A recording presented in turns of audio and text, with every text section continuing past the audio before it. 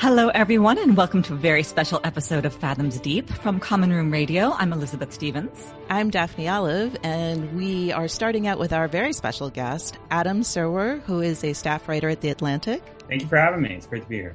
It's so great to have you here. So wait, can I quickly tell the story of how I ended up emailing you? Because sure. I want. And frantically texting me. Yes. Yes. I think I told you in the email. I don't usually do this. I don't usually just be like, hey, you tweeted about black sails. Would you like to come on our podcast? But I totally did that with you. Our friend Lauren Sarner sent me your tweet because she and I always talk to each other about what's happening about people talking about black sails. And then I told the creators about it, and they thought that was awesome. And then one of them, Robert Levine, who I would like to dedicate this episode to because he can't be here. Robert was like, I was like, oh, wouldn't it be amazing? I don't know how to get in touch with him. And Robert's like, yeah, his email is right there in his bio. So thank you so much for joining us. Oh, it's a pleasure. I wanted to start out by the way we start with most people is, how did you come to Black Sails? So I think the way I came to Black Sails, and I don't totally remember it, but I think what happened was I really enjoyed the Star show Spartacus, which was so much more intelligent and clever than it appeared to be. So it sort of appears to be an almost like a play off of 300. When you watch it, it's much clearer that the politics are entirely different and that a lot of the 300 aesthetic is actually very tongue-in-cheek in a sort of Sam Raimi way. Mm-hmm.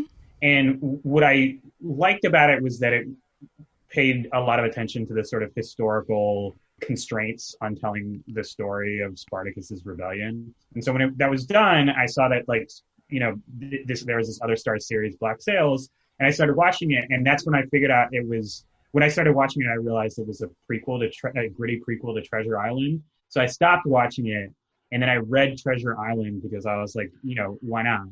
I want to see what's going on. And so that's how, I basically, there are basic sort of outlines of the show. I knew that Flint was expendable at some point, and I knew that Long John Silver and Billy Bones were going to make it because after all, they end up in the inn at the beginning of Treasure Island.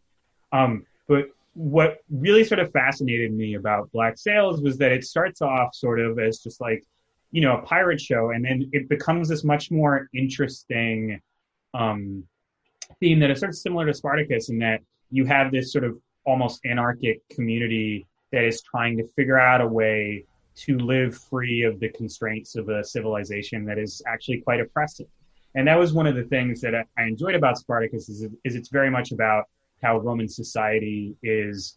It has all the trappings of the rule of law, but it's a tyrannical society as from the perspective of the people who are enslaved by it, which obviously it's very clear why that would be. And Black Sails is sort of similar in that, the British Empire is presented as this, almost unstoppable juggernaut, and it has all these rules for how society is supposed to work. But in practice, those rules are really just about, who has guns and who can tell who what to do.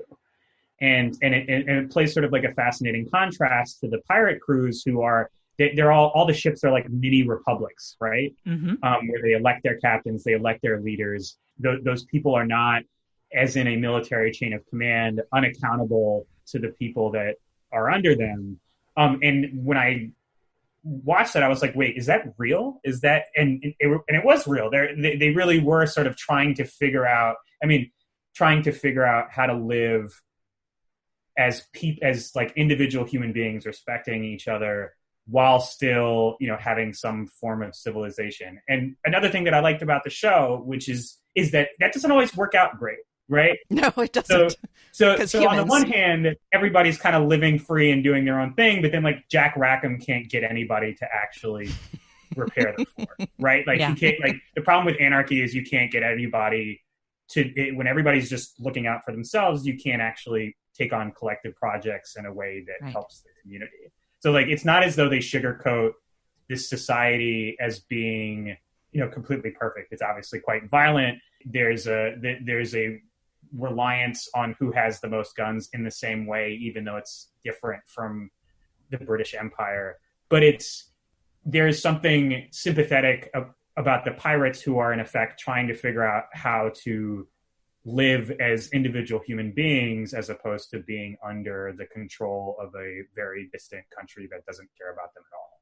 I feel like there's a really big turn towards the whole idea of this in season 3 when you bring the Maroons in, who are, again, have a much just claim against the British Empire than the pirates do. I mean, we learn eventually that something terrible has happened to Flint. Like the society that he has committed himself to completely betrays and destroys him, which is why he becomes such a fanatic. But when they meet the Maroons, you see these people who, in effect, are living under a much harsher form of tyranny and have a much bigger grievance against the society that the pirates are trying to break away from.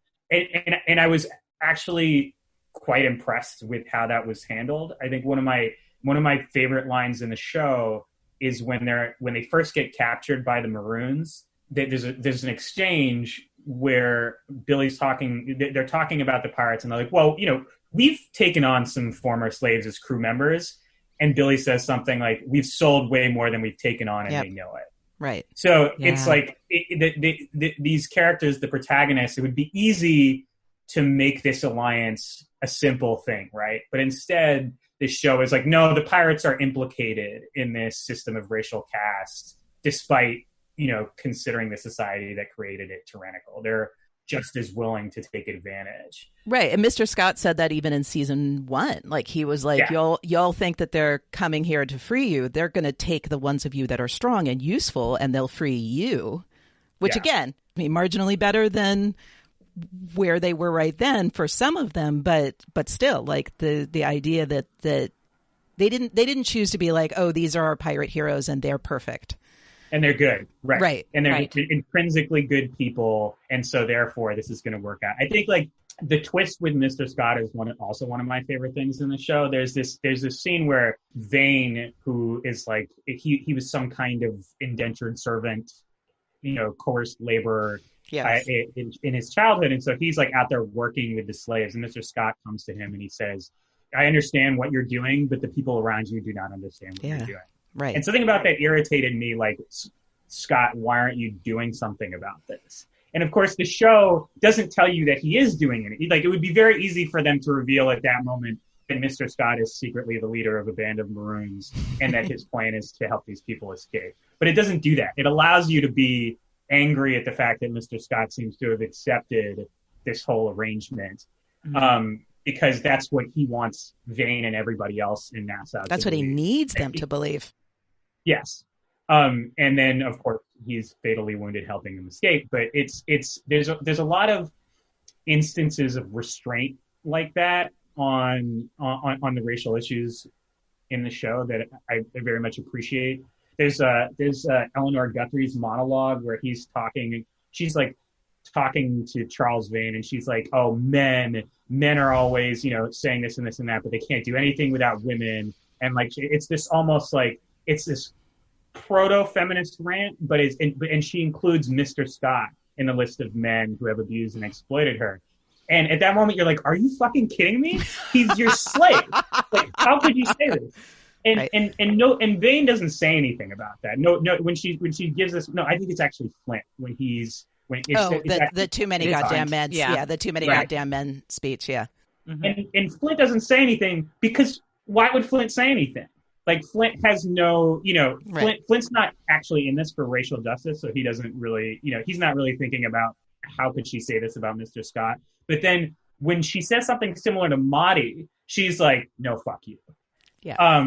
Because she's the right character to do that. And I think, like, I feel like it would be very easy to sort of indulge the politics of the show in the sense, like, have the pirates be mouthpieces for the kind of liberalism that they're approaching. I mean liberalism in the broader, like, Lockean sense, not like left-right sense, but this sort of voices for the kind of ideas that ultimately ferment into the American Revolution. But they actually don't do that.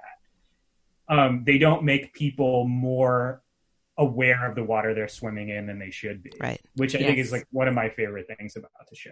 I mean, that's one of the things I love too. I mean, especially when you watch Flint growing, but like they never lose sight of the extent to which humans are transactional in their relationships with each other. And so, yes, Flint's awareness does grow. Like, I think honestly, like being in the Maroon community did that thing where he's like, you know, basically he was like, fuck you, civilization, because of me. And then he started to like a little bit get this sense of like, oh, hey, there are other people who have a reason to say fuck you to civilization. And like, yes, he a little bit, but it doesn't turn him into this like suddenly good, wonderful person who is only doing things for the sake of goodness. He's saying, oh, great. Right. Okay. So like coalition members, like I can make a coalition with these people. And like, yeah, I get it. Like there is actually like my personal pain is actually part of how I build that coalition, but also how I understand it a little bit better. Mm-hmm. But it's never, he never leaves the transactional aspect of it. But in a way that's also realistic. He comes to understand himself as needing the Maroons, but we never see him voice some like, he doesn't suddenly become, he's not like paraphrasing the Declaration of Independence, right? He just understands that he needs this community to do what he wants to do. And that creates a genuine bond between the leadership of that community and himself. I completely agree. I sometimes have trouble with the shows that are trying really hard to make me side with just really horrible, horrific people, or the shows that are just like, oh no, all of the protagonists are just good and they're on the side of good. You just get really bored really fast. I can't get into more 2 or 3 episodes in. I'm like, okay, I get it. And I'm out. And I feel that there was such a deft hand in the writing of Black Sails where nobody's hands were clean. Everything was complicated. Everyone was, I won't say that. Everyone was very human, I suppose. I think there were very few characters. And I think of, what's the guy who starts out season 2, the really bad pirate with the eye? Ned Lowe. Yeah, Ned Lowe is like the one outlier who's like, no, this person is just a complete villain asshole. But which was actually nice because it did point out, see how we're not doing this all the time though, and why it's more interesting, which I thought was just really smart. So now joining the conversation, we have our other guest here, John Steinberg. Hi. Hey, guys. Hey, John. It's a Liz sighting. I haven't seen Liz in a long time. How are you? It's been a bit, I know. How are you guys? Hey, how's it going? It's great to meet you. Good. Really nice to meet you, too. Adam, our experience was that we started this silly podcast that became more than a silly podcast. Mm-hmm. And like we have this tiny, tiny corner of Twitter of Black Sails fans, but it is a space that like where like there are people who show up there for the first time ever and they're like, I came to Twitter because of this weird queer pirate show and like I feel not alone. Like John knows this. I've told him. I mean, we've gotten emails from people who are like, this show changed my life. Yeah, I mean, it's interesting to think about it that way because I mean, it is really, you know, Flint's radicalization is society imprisoning his lover in an insane asylum for something that is not insanity, and like that's what really breaks where he's like, this society is unjust and it should be destroyed, and I'm going to do everything I can to destroy it. Which like I'm actually hard pressed to think of another show that has that kind of thing at its center. And also, it's hard to think of another show besides Spartacus where a friendship between a queer man and a heterosexual man is the emotional core of the show. Like, I just don't think you see it very often. And I actually can't think of another like big budget Black Sail, like prestige TV Black Sails type show that is like that. And I found that very moving. I mean, the friendship that evolves, that what begins as, it's almost unfair to call it a rivalry. What begins is Silver trying to undermine Flint, that eventually becomes a rivalry, that eventually becomes this like incredibly close friendship, and then ultimately becomes a deadly rivalry again. It's the emotional core of the show, and it's super. I mean, all of it. It feels wrong to call it moving because some parts of it evoke other emotions, but it is moving. Like the sort of flashbacks to when they're dueling and stuff like that, that sort of at the end of the show that give you sort of a reflection on how far the two of them have come becoming close to each other and how dangerous that is for both of them. I did find genuinely moving. And I don't think I've seen anything else like it. Yeah, I totally agree. I was just going to ask John if you remember the genesis of creating that friendship. If you remember, was that in the story break, like right from the beginning? Or do you remember how you stumbled upon that as like, because it really became central to the show in so many ways. It was like it rotated on that axis. I have like, it's like a very gauzy memory of how all of this came together. Like it's more moments, but I do remember a moment where we had always sort of known that they, you know, that it turns into a collision at the end, and that, you know, when you pick up that book and you imagine your sort of first thought theater version of what begat that story is that, well, these guys hated each other and they had this big blow up, and, you know, therein lies the mutiny. And I think relatively early on, but I don't think at the very beginning, you have this realization. You really think about like, well, what's a story? It's like, well, why do I care? Like they can't hate each other from the beginning, or what am I here for? That takes, you know, an hour to get through that. And so immediately you get to that, like a lot of that math kind of fills itself in at that point of like, well, they have to give a shit about each other. And then, you know, as a story instinct, the next thing is like, well, how do you maximize that? Like they should really give a shit about each other. They should be the most important person each to the other that you can imagine. And then it's like, there's still story to be broken, but the vectors are all very clear at that point. Like these are two guys who, when their falling out happens, it's only tragic if something's broken. If there was never anything there, then there's no tragedy to it. And then managing their relationship as it relates to Flint's sexuality is, I think, intentionally complicated. I think in a way where we were constantly aware that the cop-outs would be easy and sort of trying to avoid the cop-outs, but also trying to embrace how complicated it would be for Flint to be in that relationship. Sort of with like the first person in his the first true partner for whom, I don't want to say the sexuality was complicated because it was complicated across the board, but it just came with a different kind of baggage, political baggage, day-to-day reality baggage, and just wanted to own that and let a lot of things live in subtext that I think the moment you make them text, it's weirdly, that's the cop-out. Like the cop-out is making it seem like it would be easy for him to address this. And you can't. So yeah, I mean, I think it was really an effort. The show is built towards the penultimate episode, not the ultimate episode. It's built towards sort of the moment in which you understand how two people who couldn't function without each other, who are really two halves of the same person, could reach that point, but also have this fracture between them, you know, that you know, through which a great big tragedy could sneak in. Mm-hmm. How did you guys so the in season 3, it feels like the show almost becomes, and I hope you will not be insulted by this characterization, it becomes like, what if the white and black underclass tried to do the American Revolution? Yeah. And how did you guys come up with that, the idea, and how did you figure out how to knit it together so that you have these pirates who are like extremely individualistic and opportunist come upon this like very this community that is very much built around the common good, and like somehow end up meeting each other? There's kind of there's like 3 or 4 questions like kind of enmeshed in that question. In no particular order, the American thing was seeded early in the way we talked about the show, but in a way that I kind of knew wasn't mature enough yet to really talk about. Like there was this sense that it was part of the pitch when we pitched the show this is 2010, that this is happening in historical context. It's not Neverland. You know, like we did a whole jag in the pitch about how, like, you know, pirates live in Neverland in any real iteration of a pirate story. And these guys lived, you know, 20 years before Benjamin Franklin showed up in Philadelphia. Like they live in a very specific context.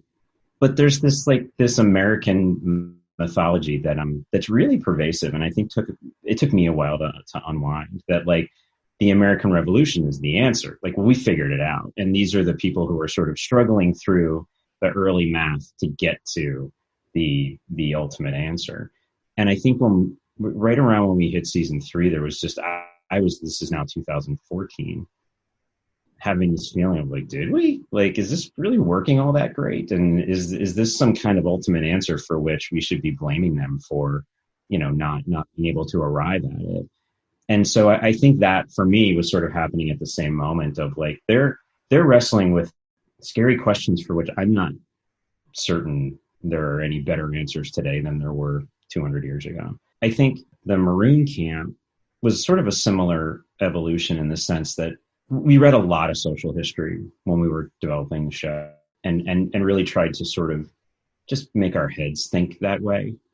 Think of this as a story about labor and as a story about coerced labor, and it doesn't get, you don't have to go very far to sort of draw a line between, impressed maritime labor and slave labor, plantation slave labor.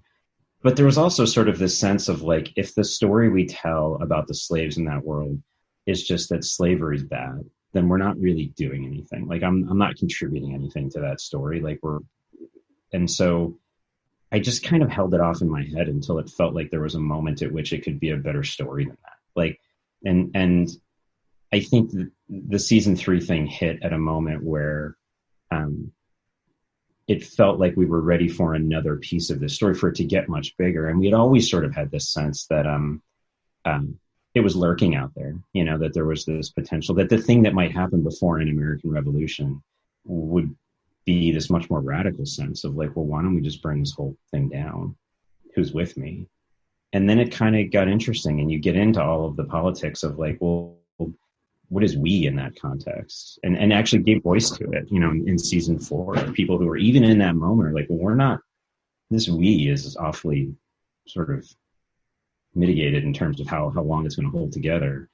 And then it was interesting. And then it wasn't just a story about how slavery is bad. We didn't, we sort of touched it in season 1, and I got nervous about it because it felt like it was going that way. It felt like it was just a story about people in chains, and it's like, I have to believe we can do better than that. Like, I have to believe there's something more interesting happening here.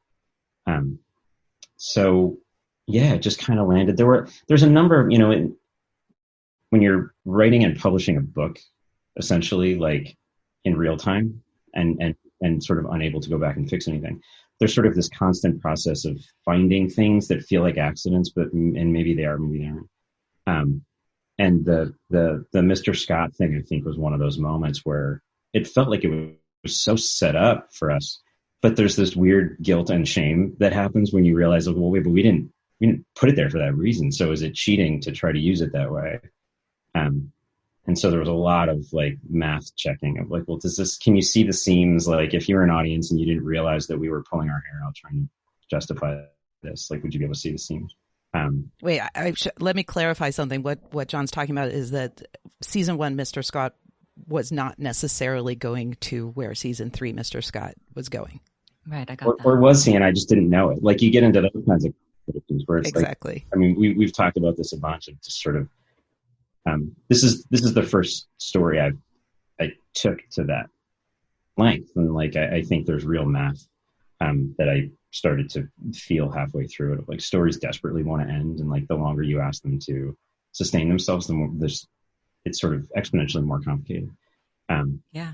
And I don't know if this is even answering the question, but, like, I think the math was all there. The math is all kind of in the social history of what was happening, and it was really just how do you make it a Flint story? And I think that's probably what was actually happening in season 3, was a moment where season 1 is easy, you know very little about him. Season 2 was not easy, but it has a very specific ending where he sort of burns down his own humanity. And there was a real moment at the end of season 2, top of season 3, where I felt like the show was over. I was like, well, that's it. Like, he's made his choice. And then season 3 was like, oh, well, what if you can't surgically remove your humanity? Like, it's still there, and it wants to have a voice. And then season 3 came out of that. And then there wanted to kind of be this bigger thing. I don't know. It weirdly was like really hard to find and hardly obvious once we found it at the same time. Yeah. I really appreciate it because a lot of people don't. I feel like a lot of people don't actually know that maroon communities existed. And I went to a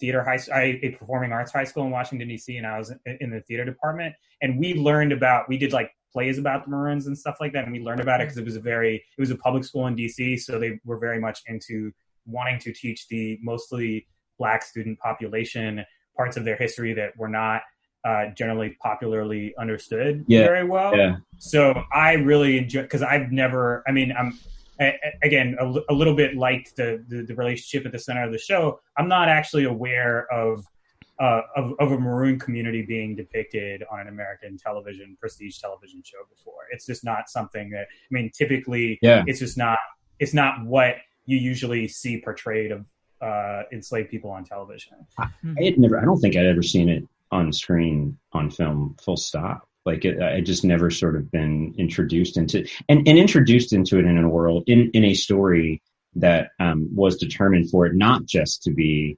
some kind of like post Eden, like, well, we're living in a world separated from all of that, and we can just pretend like it doesn't exist. Because it couldn't be that. Like, you just don't. I don't believe for a second it would be that. That was like it wants to be its own show. In a better world, it would be its own show. It should be its own show. We should go break that show. I would. Yeah, bring Zaytu back.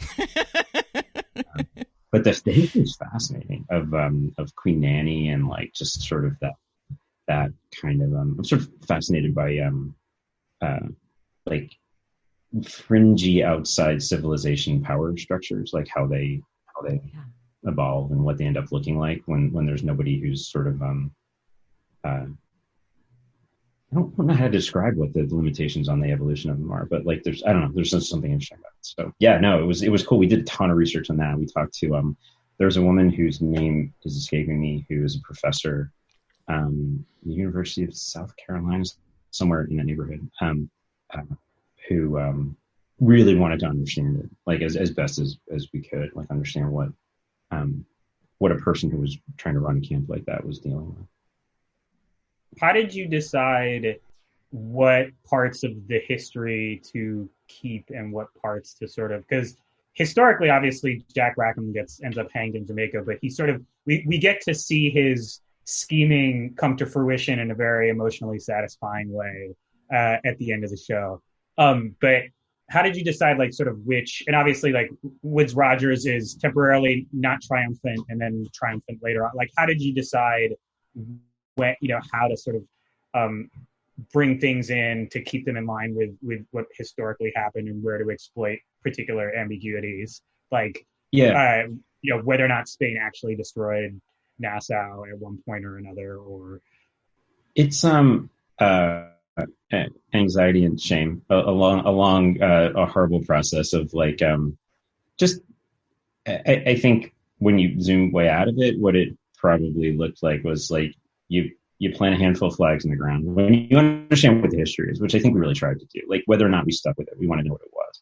And then once you sort of know what it is, we try to plant flags in the ground. Like, all right, well, what feels important here? Like, if you removed it, are you in alt history sci-fi as opposed to in sort of loosely interpreted reality? And then it was just sort of like, there were some that we felt like couldn't be touched. Like, they just kind of became load bearing to that sense of reality. And there were some where we just sort of felt like, well, who gives a shit? Like, it doesn't touch the reality of it. The thing with Rackham is we always assumed that all of that stuff happened. It just happened for the show.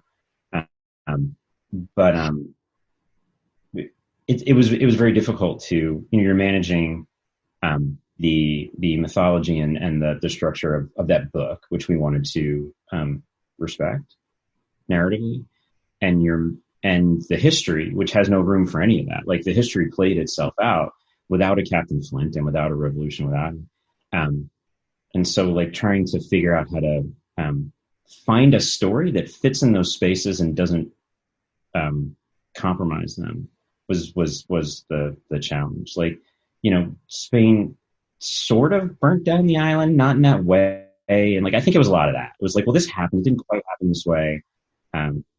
But if you speed read the book, you might misread it. I think that was sort of the metric, was like, if you like squinted and tilted your head at the history, would kind of vaguely look the same. And some of it served you, like the for anyone who bothered to look up Woodes Rogers on Wikipedia, it has this kind of like the fact satisfaction.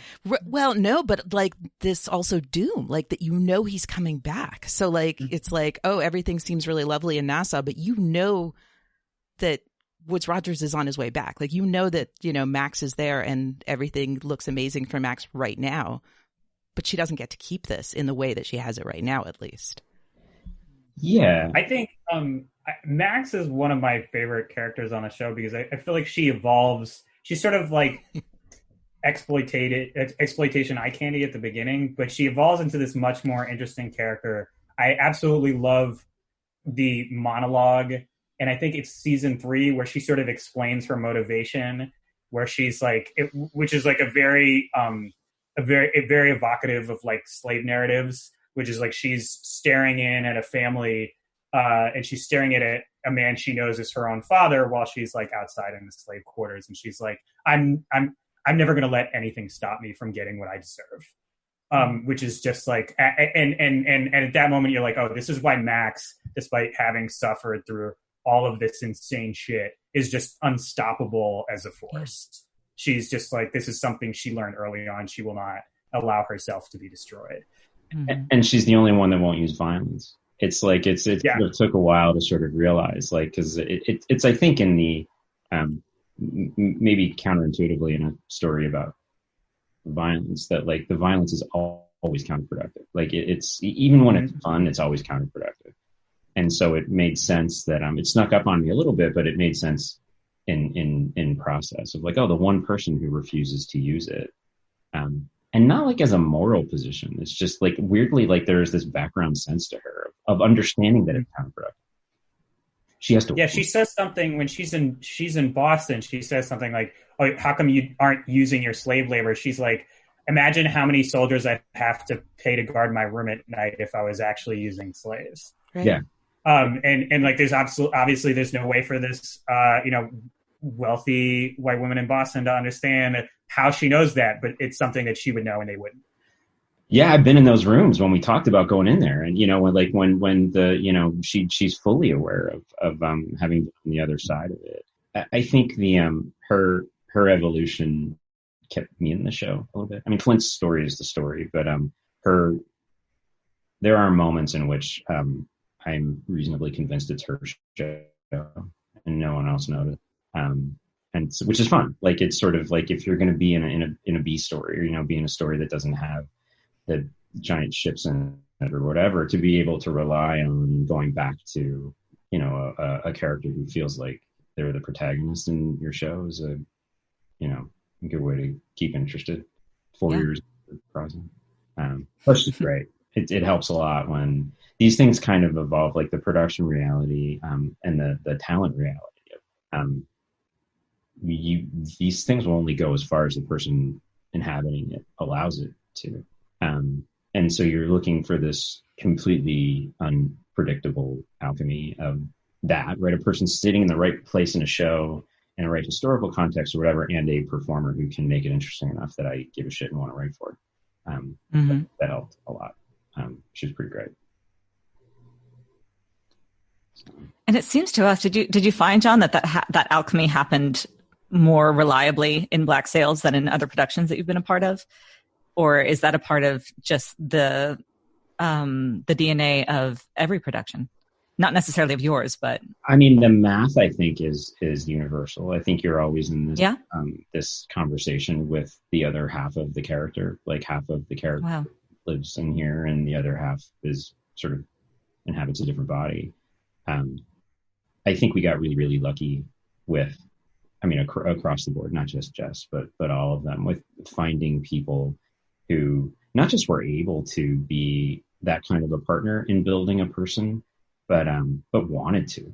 Like the give a shit on that cast was really high.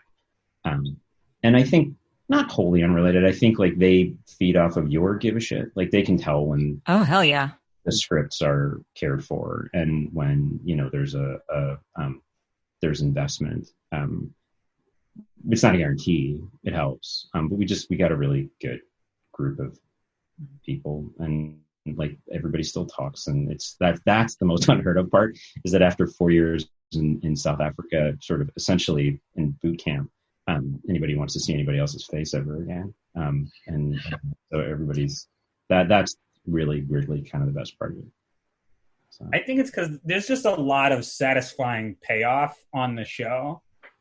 There are the characters in season 1 are completely different by the time you get to season 4, and there's a lot of things that have happened that they've changed in extremely satisfying ways. Like Max is now what Eleanor Guthrie thought she was, and like Jack Rackham he starts off and he's like, I'm too scared and soft to be a captain, and then he eventually becomes this. Okay, maybe I'm not the best fighter in the world, but he's like radicalized by the horrors of what the people around him experience. Like I think about that episode where Teach is keelhauled, and like you could see like Rackham as a character is like completely evolved in that moment, where he's ultimately become like a much tougher person than he was when he like couldn't get the brothel to function properly and nobody would listen to him. Yeah, there's such an incredible. The characters absolutely change. They all have complete and textured arcs in a way that,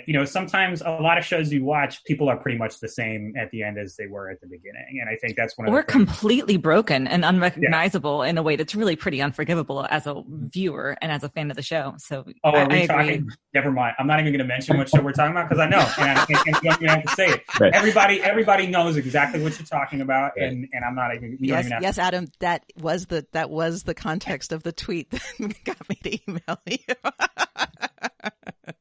I think that's right. I mean, it's just a very satisfying show in terms of where people start and where they end up.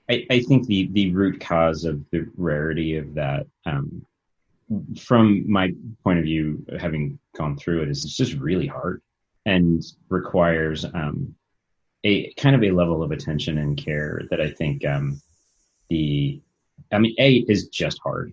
B requires so many accidents that like you can't just decide to do it. You have to decide to do it and have the benefit of good fortune.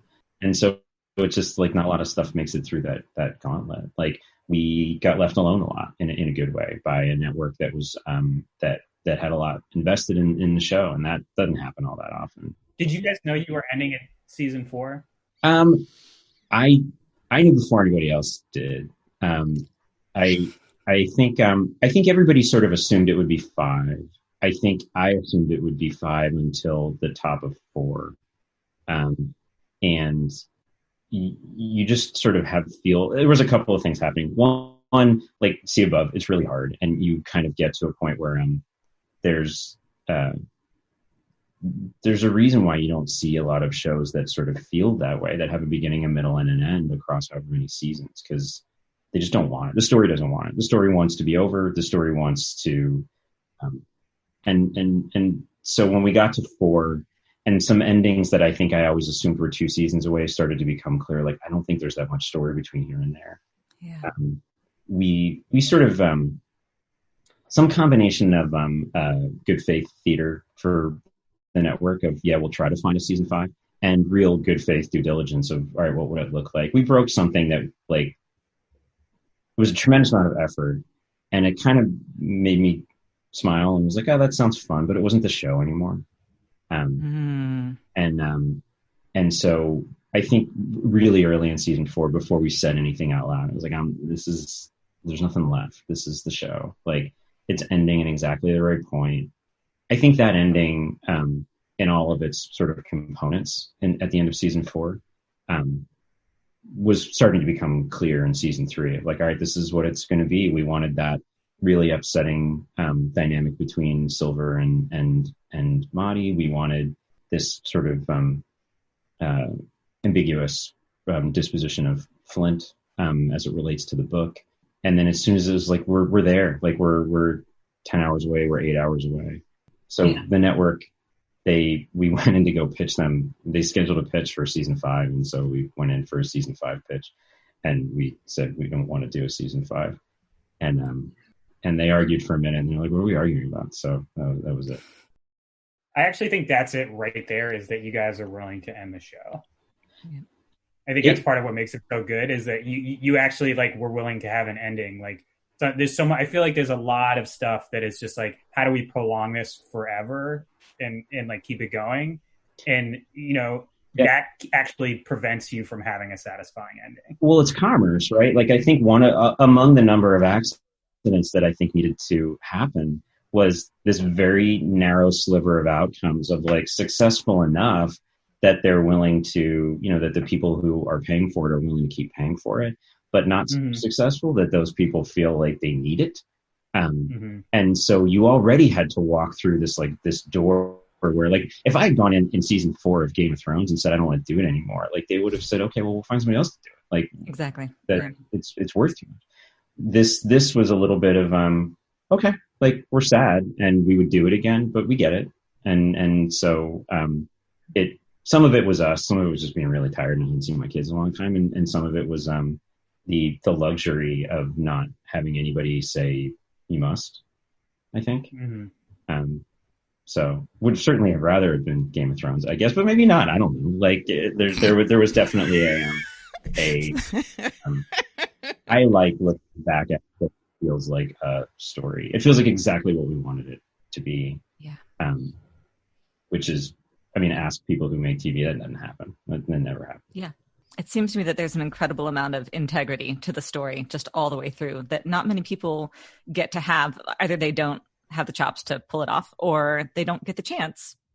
It does seem like this was a very special show in that way that I forget the words that you used. I think you called it like the math of it, and I always call it the magic of it, but yeah, the synchronicity or whatever it is that just lets things fall into place in a way that suits and is satisfying to everybody. I think that this show really shines because of those reasons that you can't quite put your finger on, and that you needed so many other things to also fall into place to make it work.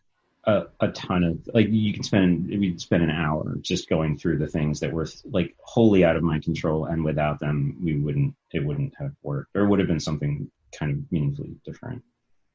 So cool. Yeah. Like, Africa, like, I don't know that we would have, like, we needed to be on the other side of the world a little bit. We needed to be in a place where that cast did bond that way. I don't know that the show works exactly the way it works when they don't all feel like they're at camp when they're there. And everybody's sort of at the right point in their life where they were open to sort of having this bizarre other family down there. So yeah, no, the accidents were plentiful, but it's also we give a shit has become a term of art in our process. And the give a shit was maxed out for 4 years. You can only keep that going for so long, but it was. That's also true. Yeah. And from actor interviews, like, that's a huge part of it, the fact that they were all living together, separated from what was their lives before that, was part of that, was that they were like, okay, we're here and we like each other, which was also luck. And so just like a lot of it was like, okay, let's do this. Like, there's not this like, oh, I need to go home now. So they're like, let's actually figure out how to make this like the best thing it could possibly be. Yeah. And which is not to say that other actors don't want to make it the best they possibly could, but the circumstances and the intent actually matched up in a really beautiful way. Yes. Yeah. Yes, exactly. Yeah. I can remember, I've never been on a TV show, but just from my theater nerd days, there is a tremendous amount of sort of communal, like, platonic intimacy that comes out of like being in a space with people every day, all day. Yeah. Cut off from the rest of the world. You get to know each other in a way that is not that is a different kind of bond from like other things. Yeah, for sure. And you watch it happen in these very weird ways of you watch these kind of like family adjacent kind of dynamics develop between people, and it's great. It's amazing. It's and really feeds the sort of sadness at the end of it, of like, you're saying goodbye to it, and like, the odds of this happening again are long. Like, Yeah. they just are. Which is why it's so great that everybody still hangs out and everybody still wants to be a part of it. So, we got very, like, among the things that I think we sort of the little moments we sort of find ourselves remembering is the give a shit from everyone, from like the crew. Like, we would get script notes from like the electrical crew and just like grips, and they were like, hey, this is cool, but what if it was this? And it was like, everyone cares. Like, everybody cares from top to bottom. It's like, that's one of those things. Like, if you don't have that, you could have it, but you won't have it in the same way. Yeah, that's Adam. This is one of the neat stories of that is I remember when we talked to Luke Arnold the first time about the becalming, and like he was saying, it was like, wasn't just the main character actors who fasted like a lot. It sounds like pretty horribly so to get that skinny, but he was like, everyone did it. He's like, everyone who was going to be in those scenes lost a shocking amount of weight because it just mattered to them that much to have it feel right. Yeah, that's another thing that the show does really well is it renders the misery of 18th century maritime life really, really well. There's like, I feel like another show, I mean, Master and Commander did that really well. It's unfortunate it was just like one movie, but like you really get, after watching Black Sails, I absolutely never want to have ever been on a ship in the sea in the 19th century, even if, or I mean, in the 18th century, even, even in a place like the Bahamas where it's like, you're not going to freeze to death. Right. Yeah. Right. Yeah, we and even our version is the sort of the like massively sanitized version. Like I think we figured out super early. It's like, if we're real honest about this, I wouldn't watch this show. I don't want to be in this misery on top of misery. Just want to like a like tasting a flight of misery, like just a little taste. That was the goal. I remember at the end of of that storyline when they find the dead shark, and they're all just like, they're so happy to be able to like drink the blood from this shark carcass because they haven't had fresh water for days. It's like, man, it couldn't be me. Yeah, you're right. I would make it. That was a constant refrain of like, I would not make it through this. I like, John Steinberg is dead 5 minutes into that show, and yeah. Wow. I love that. The question that I had that I haven't asked yet was, how did you get this show out of what is basically like a YA novel? It's like Treasure Island is a YA novel about a little boy who goes on a wonderful pirate adventure. Yeah. And this show is like something, is so much. It is so much more than a much bigger exploration of that world than the original, which is just like a fun tale. Also, let me jump in quickly to tell you, John, that Adam told us before you came on that he actually started watching the show and then immediately read Treasure Island, which I'm so impressed with. Did you read it as a kid? I read it as a kid, but I didn't remember it at all. Me too. So I wanted to go back, and I was like, oh, that's Billy Bones, and like, oh, that's Long John, and like, and then I was like, Israel Hand. And then when I started season 3, I was like, oh, Israel Hands. Isn't he from the book? Yeah. I know he made. He's also a historical character. He's both. Israel Hands, like I love this fact. He's the one character who is both. He was Blackbeard's quartermaster on his crew, I think. I think he definitely, and he was actually shot by Blackbeard. Super simple. It was Robert. I had wanted to do this for like years and years, wanted to do a pirate show. And like, whenever one was Deadwood was like early 2000s. And like, it just felt that the like pre-genesis of it, like before it was an idea, was just like, why is that not a thing? And like, you watch Master and Commander and you watch Deadwood, and it's like, well, those want to meet each other. But I couldn't figure out how to crack it because I kept running into, like, I read, but I kept running into this thing of like, if it's a historical story, it doesn't, I'm not interested enough. Like, I can't make it do the things I want to do because none of these stories are kind of big enough. If I make it up out of whole cloth, I'm never going to be able to sell it because who cares? And it's just kind of caught in that loop. And I like literally remember exactly where I was sitting. Robert and I were working on another show, and I kind of pitched it to him. I was like, I want to do this, but I can't figure it out. And he's like, it should be Captain Flint's show. I was like, yeah, done. Exactly. Like it was just an answer to that question of like, how do you marry the commerce of like mental real estate, like to be able to walk into a room and pitch something someone's heard of, and the grounding in something that makes it more than a fantasy. And then it just sort of like the show was not the show the network bought. Like it was so not what they thought they were getting, for better or for worse.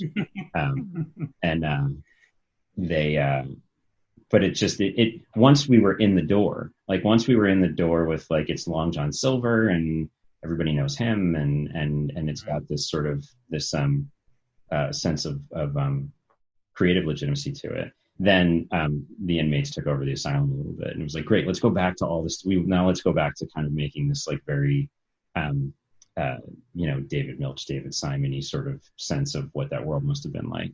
Which I promise when they bought the Michael Bay Pirate Show was not sort of what they thought they were signing up for. But they got on board with it, and then it became. I think the more we learned about it, the more that question kind of became. Even the question becomes more interesting because the book is a participant in the sanitization of that world. Like it is a direct participant in sort of making that world goofy. And so it was interesting to sort of like take what feels like bedrock, like Treasure Island feels like bedrock pirate story. There's nothing before it. And like break it open. And I think like, in the book, they talk about how he lost his leg and like, we just weren't that turned on by the work Mr. Stevenson did there. And so that became one of the things was like, all right, we can do better now. But yeah, some of it has to be canon. So yeah, it was a lot of, I read the book before we started and then I deliberately didn't read it again. I was like, I don't want to feel like I'm tracking it. Like anything I'm remembering, I guess is important enough that it's sticking in my head. And that became kind of the litmus test of like, if I remembered 3 years ago, then it's worth putting there. To be honest, I haven't. It'd be very interesting to go back and read it and figure out like what stuck.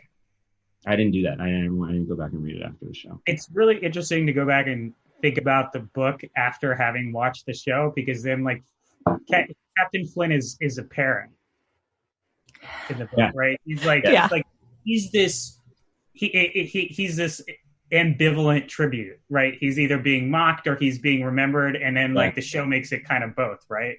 He's like he's an almost like whatever ending of the show that you choose between the ones that were offered. This kind of Flint on Long John Silver Soldier becomes a manifestation of his guilt for his role in whichever ending you choose. It's it became at least in my there's a whole separate John Steinberg headcanon for the show, and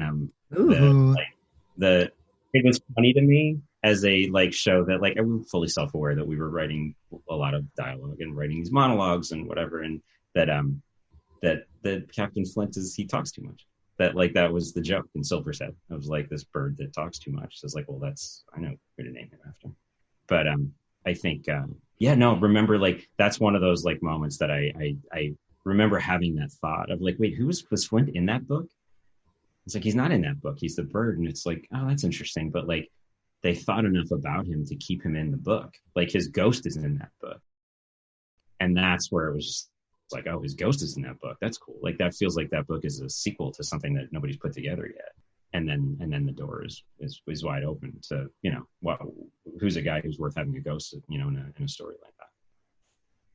Yeah, the Defoe book is sort of the precursor of like trying to like kind of sanitize it and make it like a really upsetting story about what happens to organized labor when it's separated enough from being coerced, like just what it starts to do, which is upsetting. Like on a number of it, it's upsetting to it's upsetting to a lot of stakeholders. I think in that conversation. You don't want it to be about that. You want it to be about Captain Hook. And so I think Defoe sort of begets Treasure Island, and then all of a sudden it's Jake and the Neverland Pirates. So I think that was an attempt to call that book to sort of to the carpet a little bit, to answer for its sins, I guess. He says about the book that 100 million people have read, but that it participated in the cover up. I think we wanted to. Well, what I love is that it implicates all of us in the cover up. Like, we're the people who read that book. We're the people who grew up with it, who read it to our children. We're the people who wanted Hook. So like, when you go through the whole story and you find out that like all of this, in Flint's last speech, when he talks about how we'll be painted, like, we're the consumers of that. So we, as the people watching the show, many, many years later or whenever, like, we are actually the people who are upholding that narrative that erased the people that we love. Like, we love these characters after 4 seasons with them, and also we're part of their erasure. Yes, and we are too. I mean, it's the nature of storytelling. Like, we in the sort of the consultants we talk to, and pirate history is really thin. Like, there just isn't a lot of reliable primary material for obvious reasons. But even the people we talked to, that like, they didn't talk like this. They didn't think like this. Like, this is like a much more lizard brainy kind of an operation they're running than some sort of considered statement about organized labor. It's like, I get that, but I don't want to make that show. And like, so we're taking our own liberties to turn it into something it wasn't. It's a different kind of mutation, I think. And I think in some respect, an attempt to get at the truth of it by other means. But still, it's an interpretation. I think that was the thing we had to make peace with too, was a sense of like, we're not fully being honest about this if we're intellectualizing it in this way. Who cares? It's fine. I mean, right. But I mean, that's basically, that is what storytellers do. That is what history does. I mean, that's like, it's not like you read a history book and you're like, oh yes, that is exactly how that was. And I know exactly what that feels like. Yes, and it is a mistake to even go down that road. Yes, I agree. Well, I will say that it interested me a great deal in the actual history. Like, it was a jumping off point for me to like want to start reading more about what the pirates were actually like, and like knowing that obviously there's not enough contemporaneous material even from a couple of centuries ago that really explains sort of what things are like from their perspective. But it was still, it still made me want to learn more about that era and how it contributed to the world that we now live in. There's a book called The Invisible Hook. Have you come across them? It's that was one of the ones I think that felt like part of the temptation to intellectualize this. It's like I think a pretty libertarian but entertaining economic take. I think that was the beginning of sort of that thread of the story of like, oh, this is all hyper rational, like what they're doing. This isn't growling and sort of eating brains. Like, this is marketing sort of sharpened in a very hot crucible in terms of like what works and what doesn't, and like management of labor that doesn't want to be labor. Like, which is already kind of an interesting exercise of like, you're on this miserable boat in a miserable environment, and the people who are keeping you alive don't want to take orders from anybody. Like, just like, that's, how do you do about that? Like, it's and then right away it was like, you tell them a story, and it was like, and that's kind of part of where the show came. It was like, you got to tell them a really fucking good story to make them want to show up for work every morning and like pull on the rope they're supposed to pull on, in any given moment. Like, how do you coerce it because they want to, as opposed to feeling like they have to? And not everybody's good at that. Not everybody on the show is good at that. Like, Flint is particularly good at that, but like the Frame we discover is actually not very good at it. And like Jack Rackham starts off not being very good at it, and it's like, I think like one of my favorite moments on the show is when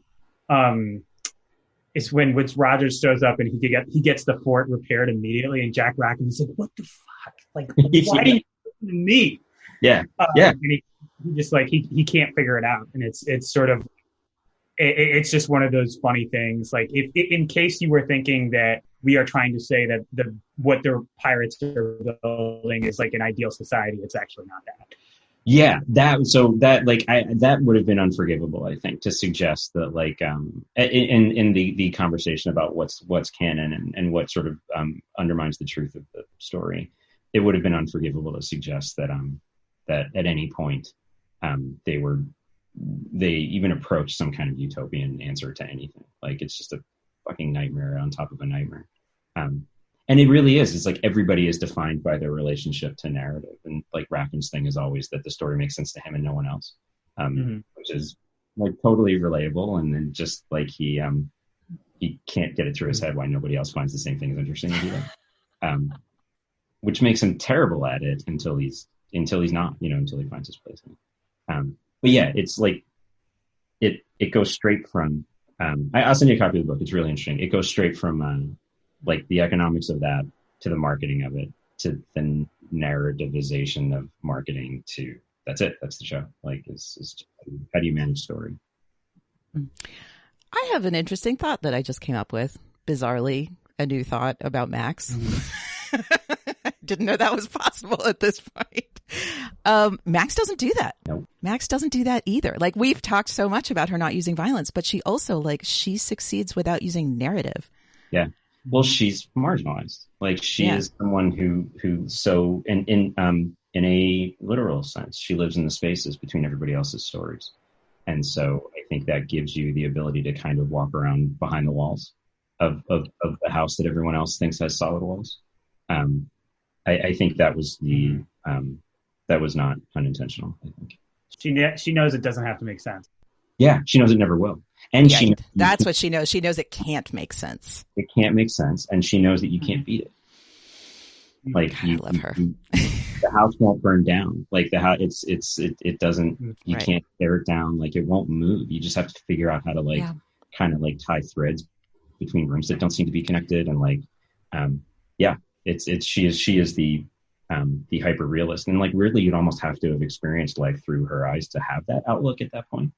Can I bring in also another angle? Like, this is really interesting, and Adam, I'll send you a link to this. Like, I got to interview Zaitu, who played Maddie, and she is South African, and she talked a lot about how her experience growing up as a child, kind of in South Africa, but like that her parents had kind of experienced apartheid in its full-fledged form, and that she was of the generation that had a lot more freedom, and she used that to inform Maddie, like, as a child whose parents had been enslaved, but that she had grown up free and quite empowered within the realm. Like, in the world that she knew, she had a lot of power. She was aware of this larger world and she wanted to fight it, but she felt like a lot of like that aspect of her own experience of like kind of understanding her mom, but not knowing that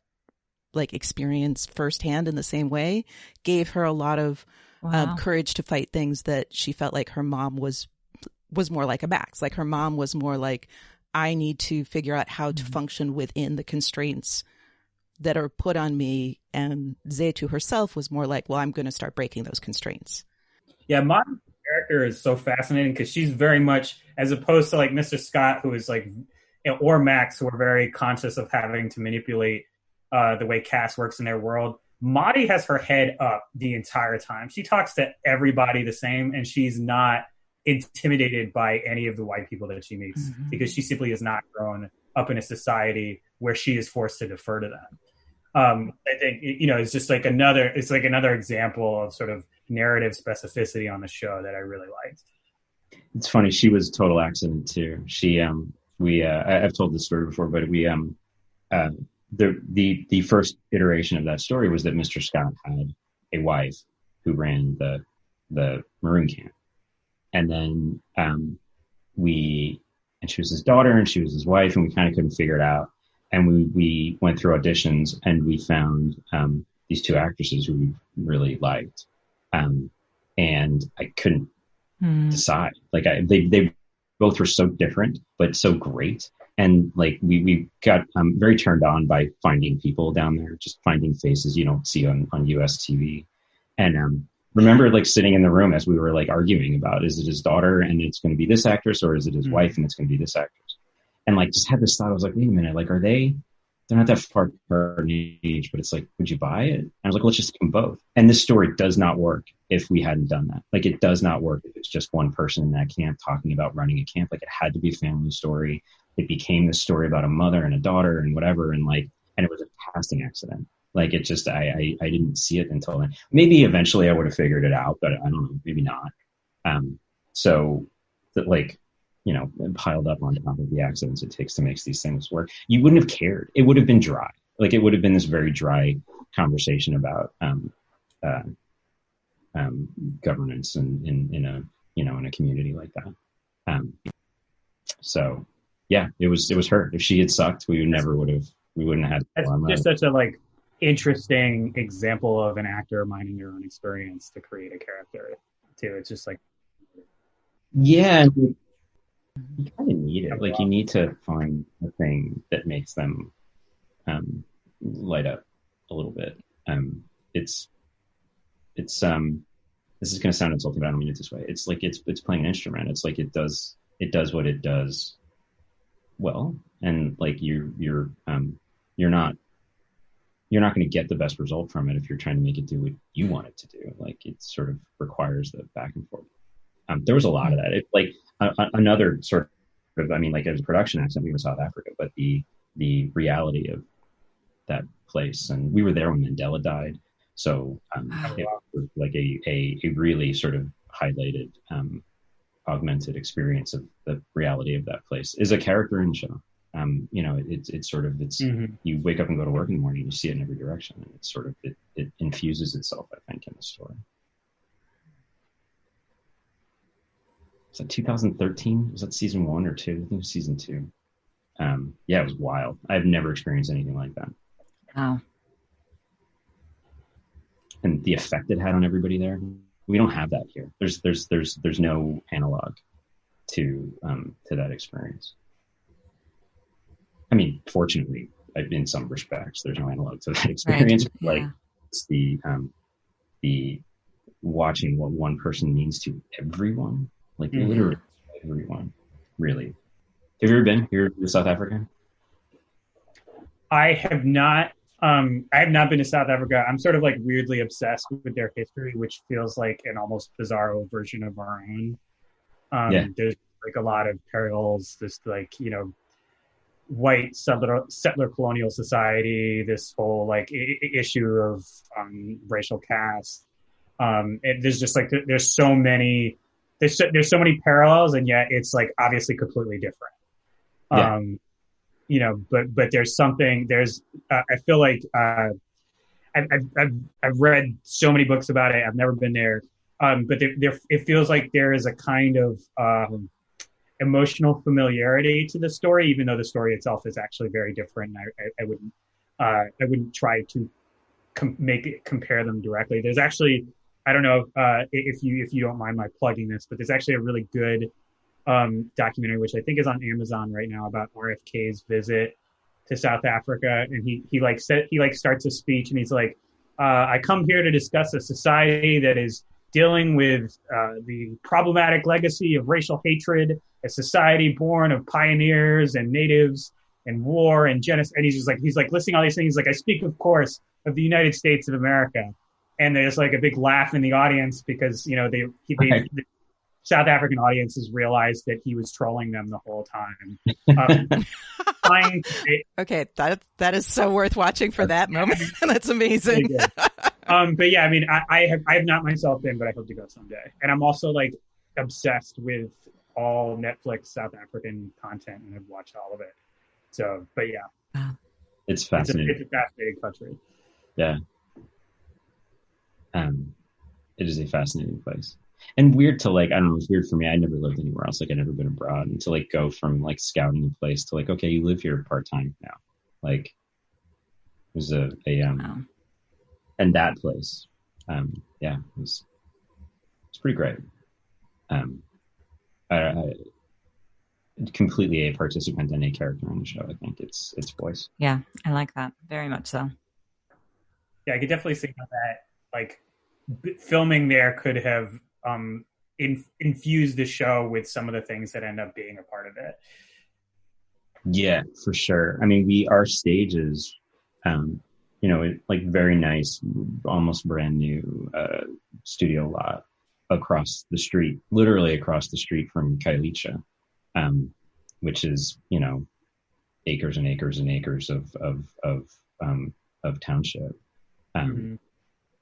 You were aware, like there were days where it was like you see a cloud in the air and it's like, what is that? And I'm like, oh, it's the tear gas from across the street. What?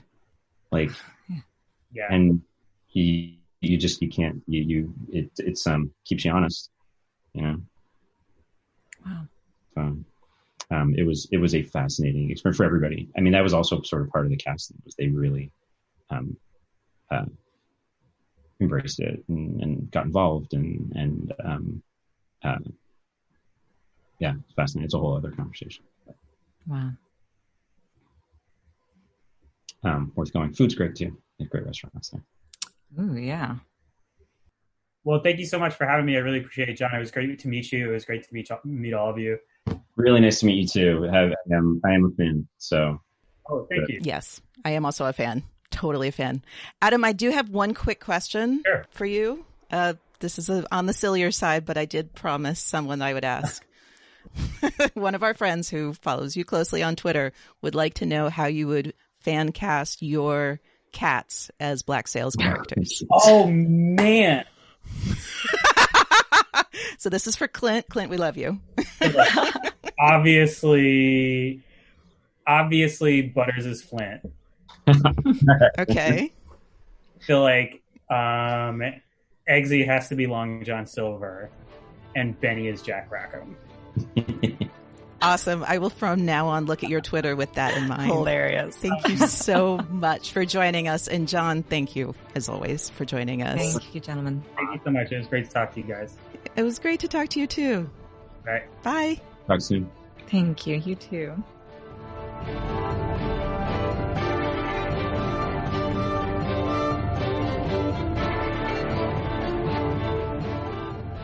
Deep is a Common Room radio production. For more information and access to other programs, please visit us at commonroomradio.com.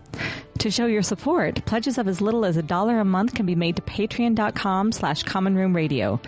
Join the conversation by using the hashtag FathomsDeep and follow us on Twitter at BlackSalesCast. We ask that you keep your tweets respectful and positive, and please avoid spoilers. If you have more to say, we want to hear it in all its spoiler glory. Email us at podcast@commonroomradio.com with Fathoms Deep in the subject line. Thanks for listening.